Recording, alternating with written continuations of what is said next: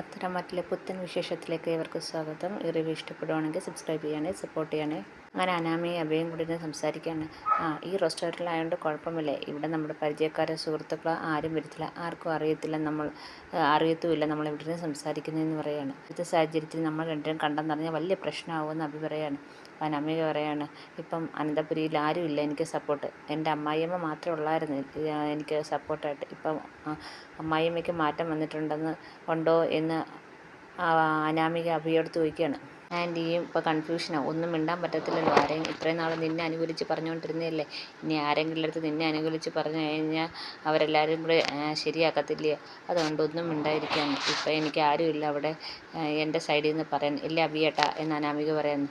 അഭിയേട്ടനും അമ്മയും ഉള്ളൂ, ഇനി നോക്കിക്കോ, ഞാൻ എല്ലാം തകർക്കും, ഈ സന്തോഷം എല്ലാം ഇല്ലാതാക്കുമെന്ന് ആദർശനും അനിക്കും നല്ല തിരിച്ചടി കൊടുക്കുമെന്നും അഭി പറയാണ്. ഇതൊക്കെയാണെങ്കിൽ അവിടുത്തെ മാനേജർ നിന്ന് ഷൂട്ട് ചെയ്യുന്നുണ്ട്, പറയുന്നതെല്ലാം ഷൂട്ട് ചെയ്യുന്നുണ്ട്.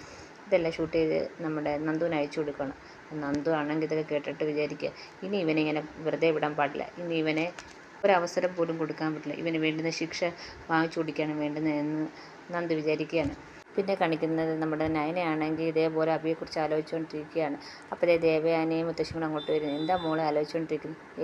ഞാനാണെങ്കിൽ അഭിയെക്കുറിച്ച് ആലോചിച്ചുകൊണ്ടിരിക്കുകയാണ്. പാവം അനഘയുടെ ഇപ്പോഴത്തെ അവസ്ഥ വളരെ മോശമാണെന്ന് പറയുകയാണ്. അപ്പം ദേവയാനി പറയുകയാണ്, നമ്മൾ അവൾക്ക് നല്ല ട്രീറ്റ്മെൻ്റ് അല്ലേ കൊടുക്കുന്നത്, മാത്രമല്ല അവരുടെ കുഞ്ഞിനെയും നമ്മൾ സംരക്ഷിക്കുന്നുണ്ട്, പിന്നെന്താ അതോടെ ശരിയായിക്കോളും അനഘ എന്ന് പറയുന്നത്. മോൾ ടെൻഷൻ അടിക്കൊന്നും വേണ്ട എന്ന് പറയുന്നു. പിന്നെ ഞാനിപ്പം പറയാൻ വന്നത് പൂജയുടെ കാര്യമാണ്. നമുക്ക് നാളെ ഒരു പൂജയും പാർട്ടിയൊക്കെ നടത്തണമെന്ന മുത്തശ്ശൻ പറയുന്നതെന്ന് ദേവയാനി പറയുകയാണ്. അതിൻ്റെ ഒന്നും ആവശ്യമില്ല മുത്തശ്ശി എന്ന് പറയാണ്. ഞാൻ അകപ്പാടെ വിഷമത്തില്ല, മനസ്സകപ്പാടെ കലങ്ങി മറിഞ്ഞിരിക്കുക അനഘയുടെ കാര്യം ഓർത്ത്. ദേവയാനി പറഞ്ഞു, അതല്ലേ പറഞ്ഞത്, മോൾ വിഷമിക്കേണ്ട, നമ്മൾ നല്ല ട്രീറ്റ്മെൻ്റ് അല്ലേ അനഘയ്ക്ക് കൊടുക്കുന്നത് എന്ന് പറയുകയാണ്. എന്നാലും അവൻ ഈ പണി ചെയ്തല്ലോ, എനിക്ക് അവനെ തന്നെ സംശയമെന്ന് നയന പറയണം. മുത്തശ്ശി പറയാണ്, അവൻ അങ്ങനെ ഒരു അസുരനായി പോയി മോളെ, എന്ത് ചെയ്യാൻ. അപ്പോഴത്തേക്കാണെങ്കിൽ ദേവയാനിയും പറയുക, അത് തന്നെ, ഇനി അതിനെക്കുറിച്ച് സംസാരിച്ച് ഇരുന്നിട്ട് കാര്യമില്ല, നമുക്ക് കുറച്ച് പൂവും സാധനങ്ങളും ഒക്കെ വാങ്ങിക്കാൻ പോകണം മോളെ എന്ന് പറയുകയാണ് ദേവയാനി.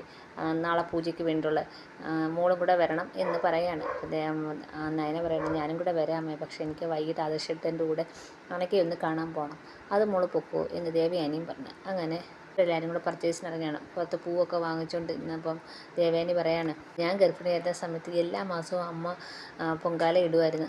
അമ്മ ഒരു പാവമാണെങ്കിലും ഒരു സാധുവാണെങ്കിലും അമ്മയുടെ വാക്കിന് എല്ലാവരും വില കൽപ്പിച്ചിരുന്നു, മുത്തശ്ശനും എല്ലാവരും വില കൽപ്പിച്ചിരുന്നു എന്ന് ദേവയാനി പറയുകയാണ്. അവർ സംസാരിച്ച് പൂവൊക്കെ വാങ്ങിച്ചുകൊണ്ട് നിൽക്കുമ്പോൾ അഭി വരുന്നു. അഭി പറയണം, ആ പൂവൊക്കെ വാങ്ങിക്കുകയാണല്ലോ, അപ്പോൾ എന്തെങ്കിലും പൂജ കാണും, അങ്ങനെ എന്നെ വിഷമിപ്പിച്ചുകൊണ്ട് അവിടെ പൂജയും നടത്തി സന്തോഷമായിട്ട് നടക്കണ്ട. എൻ്റെ പുറകെ ആണെങ്കിൽ ഒരുത്തി കൂടിയിട്ടുണ്ട്, അവളെയും ശരിയാക്കി തരുന്നുണ്ട്, അങ്ങനെ എന്നെ സങ്കടപ്പെടുത്തിയിട്ട് എല്ലാവരും സന്തോഷിച്ച് പാർട്ടി നടത്തണ്ട എന്നും പറഞ്ഞ് അഭി അങ്ങോട്ട് പോവുകയാണ്. അങ്ങനെ അവരെല്ലാം തിരിച്ച് വീട്ടിൽ വന്ന് അതൊക്കെ സംസാരിച്ചുകൊണ്ടിരിക്കുകയാണ് അഭി വരുന്നത്. നീ എവിടെ പോയിട്ട് വരിക? മുത്തശ്ശിക്ക്, നീ ആരെങ്കിലും കഴുത്തെ പിടിച്ച് ഞെക്കാൻ പോയിട്ട് വരികയാണോ എന്ന് പറയുകയാണ്. അനഘയുടെ കഴുത്തെ പിടിച്ച് ഞെക്കിയതുപോലെ എന്ന് നമ്മുടെ നയനയും ചോദിക്കുകയാണ്. ചുറ്റിനും നോക്കിയിട്ട് നമ്മുടെ അഭി വന്ന് പറയുകയാണ്, ഈ വീട്ടിൽ എല്ലാവർക്കും അറിയാം, അമ്മായിക്കും എൻ്റെ അമ്മയ്ക്കും നവിക്ക് ഒഴിച്ച് ബാക്കി എല്ലാവർക്കും അറിയാം, അതുകൊണ്ട് തന്നെ ഞാൻ അവൾക്ക് ദ്രോഹം വരുന്ന ഒരു കാര്യവും ചെയ്യത്തില്ല, മാത്രമല്ല അവൾ എൻ്റെ കുഞ്ഞിൻ്റെ അമ്മയല്ലേ, അപ്പോൾ ഒരിക്കലും ഞാനങ്ങനെ ചെയ്യത്തില്ല. അപ്പോൾ മുത്തശ്ശി പറയുന്നത്, നിനക്കതിന് ആ കുഞ്ഞിൻ്റെ അച്ഛനാണെന്നുള്ള ഒരു ബോധ്യമില്ലല്ലോ, അല്ലെങ്കിൽ തന്നെ നീ ആ കുഞ്ഞ് നിന്നെ അച്ഛന്ന് വിളിക്കാതിരിക്കുന്നത് നല്ലതെന്ന് ദേവയാനിയും പറയുന്നതാണ്. അങ്ങനെ അവരെല്ലാവരും കൂടെ മാറി മാറി അഭിയെ കുറ്റപ്പെടുത്തിയാണ്. പിന്നെ അവനൊരു നാണോ ഇല്ലാത്തതുകൊണ്ട് ഇതെല്ലാം കേട്ട് ഈ ചെവിയുടെ കിട്ടുക ആ ചെവി കൂടെ കളയും, എല്ലാം കേട്ട് നിൽക്കണം. പക്ഷെ ദേഷ്യം സഹിക്കാൻ വയ്യ, ഇവരുടെ ഉപദേശം, പിന്നെ മൊത്തത്തിൽ എല്ലാവരും ഉപദേശക്കാരായതുകൊണ്ട് ഇവരെല്ലാം ഉപദേശം സഹിക്കാൻ വയ്യാതെ അഭി ഇങ്ങനെ നിൽക്കുകയാണ്. അവനൊട്ട് നന്നാവത്തുമില്ല. അപ്പോൾ നേരെ അടുത്ത പണി കൊടുക്കാൻ വല്ലാൻ പറ്റുമെന്നും പറഞ്ഞുകൊണ്ട് അവിടെ നിന്ന് പോവുകയാണ്. അവിടുത്തെ പോയി സച്ചിയെയും നമ്മുടെ വേണുവിനെയും കാണാനാണ് പോകുന്നത്. അവിടെ വീട്ടിലങ്ങ് ഭയങ്കര സന്തോഷമാണ്, എല്ലാവരും അവൾക്കൊരു കുഞ്ഞുണ്ടാവുമെന്നും പറഞ്ഞ് സന്തോഷത്തിലാണ്. നാളെ എന്തോ പൂജയോ പാർട്ടിയോ എന്തൊക്കെയുണ്ട്, എനിക്ക് പണി എന്നിട്ട് അങ്ങനെ എല്ലാവരും സന്തോഷിക്കണ്ടേ, എന്തെങ്കിലും ഒരു പണി നാളെ കൊടുക്കാൻ പറ്റുമോ എന്ന് അഭി ചോദിക്കുകയാണ്.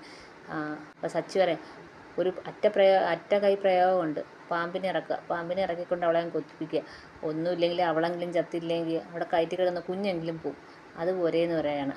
അപ്പം നമ്മുടെ അഭി പറയണ, അത് മതി. വേണു പറയണ, ഇതൊരു അറ്റ കൈ പ്രയോഗമാണ്, നീ ഓരോ പണിയും ഓരോ വട്ടവും ചെയ്യുമ്പോൾ എല്ലാം നിനക്ക് തന്നെ തിരിച്ചടി വന്നിട്ടുണ്ട്, ഇതും അങ്ങനെ വരാതെ നീ നോക്കിക്കോണം എന്ന് പറയണം.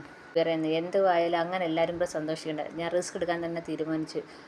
ഒന്നുമില്ലെങ്കിൽ ആ കുഞ്ഞെങ്കിലും പോവുമല്ലോ, അത് തന്നെ വേണം. ആ പൂവ് എടുക്കാൻ വേണ്ടി അവൾ കൈ നീട്ടുമ്പോൾ അവൾക്ക് കൊത്തണം, അതാ വേണ്ടുന്നത് എന്ന് പറയാണ്. അല്ല, വിഷമുള്ള പാമ്പിനെ തന്നെ ഇറക്കണമെന്ന് പറഞ്ഞുകൊണ്ട് അബി അങ്ങ് പോവുകയാണ്. അപ്പോൾ സച്ചി പറയാണ്, ഇനി എന്നെ ഇത്ര നാണം കെടുത്തിയ ആ കുടുംബത്തോട് എനിക്ക് നല്ല വിരോധമുണ്ട്. ഒരു പണി അവർക്ക് കൊടുക്കാൻ പറ്റിയ അത്രയും സന്തോഷം, അവർ കരയുന്നത് കാണണം എന്ന് സച്ചിയും പറയാണ്. നേരെ അബി പോകുന്നത് ഒരു പാമ്പാട്ടി കാണാനാണ്. പാമ്പാട്ടി പറയുകയാണ്, അല്ല, വിഷമുള്ള ഒരു മൂർഖൻ എൻ്റെ കയ്യിലുണ്ട്, തുറന്നാൽ ഉടനെ അവൻ കൊത്തും, പക്ഷേ കാശ് നന്നായിട്ട് തരണം എന്ന് പറഞ്ഞു. അപ്പോൾ അബി പറഞ്ഞു, കാശ് എത്ര വേണമെങ്കിലും തരാം, താൻ അതിനെയും കൊണ്ട് വന്നാൽ മതി എന്ന് പറഞ്ഞു. എന്നാൽ വണ്ടിയിലോട്ട് എടുത്തു വെക്കട്ടെ എന്ന് പാമ്പാട്ടി വയ്ക്കുന്നത്. താൻ എനിക്ക് തന്നെ പണി വെക്കാനാണെന്നോടെ ഇതിനകത്തോട്ട് എടുത്തു വെക്കുന്നതെന്ന് ചോദിക്കുന്നത്. താൻ രാത്രിയിൽ അങ്ങ് കൊണ്ടുവന്നാൽ മതി, വേണ്ടുന്ന കാര്യങ്ങളെല്ലാം ഞാൻ ചെയ്തു വെച്ചോളാം. അപ്പം പാമ്പാട്ടി ചോദിക്കുന്നത്, സാറിൻ്റെ വീട്ടിൽ CCTVയും അതുപോലെ സെക്യൂരിറ്റി ഒക്കെ ഇല്ലേ, അന്നേരം എന്ത് ചെയ്യും? അത് CCTV കേടാക്കി വെക്കുന്നവരെ ഞാൻ ഏറ്റ്, പിന്നെ സെക്യൂരിറ്റി 3-4 ദിവസം കൊണ്ട് വരുന്നില്ല, അതുകൊണ്ട് കുഴപ്പമില്ല, ഞാൻ ഡോറൊന്ന് തുറന്നിട്ടേക്കാം, വേണ്ടുന്ന സജ്ജീകരണങ്ങളെല്ലാം ഞാൻ ചെയ്തു തരാം എന്ന് പറയാണ്. ഞാൻ രാത്രിയിൽ അങ്ങ് കൊണ്ടുവന്നാൽ മതി എന്ന് അബി പറയുകയാണ്. അപ്പോൾ ശരിയെന്നും പറഞ്ഞുകൊണ്ട് അങ്ങനെ അവർ രണ്ടുപേരും അവിടുത്തെ പിരിയാണ്. അബി നേരെ വരുന്നത് വീട്ടിലാണ്. വീട്ടിലാണെങ്കിൽ അവിടെ ഒരു അബിയേക്കാക്കി കഷ്ടത്തിലുള്ള ഒരാളുണ്ടല്ലോ, ജലജ, എങ്ങനെ പാര വെക്കാമെന്ന് വിചാരിച്ചുകൊണ്ടിരിക്കുന്ന ആൾ. അപ്പം ജലജയുടെ ഈ കാര്യങ്ങളെല്ലാം നമ്മുടെ അബി വന്ന് പറഞ്ഞിട്ടുണ്ടായിരുന്നു. അപ്പം ജലജ ചോദിക്കുകയാണ്, എല്ലാം നമ്മൾ വിചാരിച്ച പോലെ നടക്കുമോ? പാമ്പിനെ കൊണ്ടുവന്ന് കുത്തിപ്പിക്കാൻ പറ്റുമോ? പാമ്പാട്ടി കണ്ടോ? പാമ്പാട്ടിയുടെ അടുത്ത് കാര്യങ്ങളെല്ലാം പറഞ്ഞ് സെറ്റാക്കിയിട്ടുണ്ടോ എന്ന് പറയാണ്. അപ്പോൾ അബി പറയണം, ഞാൻ എല്ലാം ശരിയാക്കിയിട്ടമ്മേ, അമ്മ ടെൻഷൻ അടിക്കേണ്ട കാര്യമില്ല, അങ്ങനെ നമ്മളെ സങ്കടപ്പെടുത്തിയിട്ട് ഇവരെല്ലാവരും അങ്ങ് സന്തോഷിക്കേണ്ട. എന്നെ അങ്ങ് താറടിച്ചിട്ട് അബിയും അനിയെ അങ്ങ് പൊക്കാനല്ലേ ഇവരെല്ലാം ശ്രമിച്ചത്, അതങ്ങനെ വേണ്ട, ഇവരെല്ലാം ഒന്ന് വിഷമിപ്പിക്കട്ടെ. ഒന്നുമില്ലെങ്കിൽ ആ പാമ്പ് കുത്തി അവൾ ചത്തില്ലെങ്കിൽ ആ കുഞ്ഞെങ്കിലും പോകും, നമുക്കത് മതി, ഇപ്പം നമുക്കതിൻ്റെ ആവശ്യമുള്ളൂ എന്ന് പറയുകയാണ് അബി. എന്തായാലും നമ്മൾ വിചാരിച്ച പോലെല്ലാം നടക്കുമല്ലോ എന്ന് നമ്മുടെ ജലജയും ചോദിക്കുന്നുണ്ട്. നടക്കുമോ അമ്മയ്ക്ക് ടെൻഷനൊന്നും വേണ്ട എന്ന് അബിയും പറയുകയാണ്. എന്ന് പറഞ്ഞാൽ അബി അങ്ങ് പോവുകയാണ്. അപ്പോഴത്തേക്ക് ജലജ ഇങ്ങനെ സന്തോഷിച്ചിട്ടിരിക്കുന്നത്, എന്തായാലും ഇവിടെ എല്ലാവരും നാളെ കരയും, അവളുടെ നയനയുടെ കുഞ്ഞു പോവും, ഇങ്ങനെയൊക്കെ സന്തോഷിച്ചിരിക്കുകയാണ്. ഇങ്ങനെ സന്തോഷിച്ചൊക്കെ സ്വപ്നം കണ്ടുകൊണ്ട് ജലജ നിൽക്കുന്നതാണ് ഇന്നത്തെ എപ്പിസോഡിൽ കാണിച്ചിരിക്കുന്നത്. എല്ലാവർക്കും ഇഷ്ടപ്പെട്ടെങ്കിൽ സബ്സ്ക്രൈബ് ചെയ്യണേ, സപ്പോർട്ട് ചെയ്യണേ.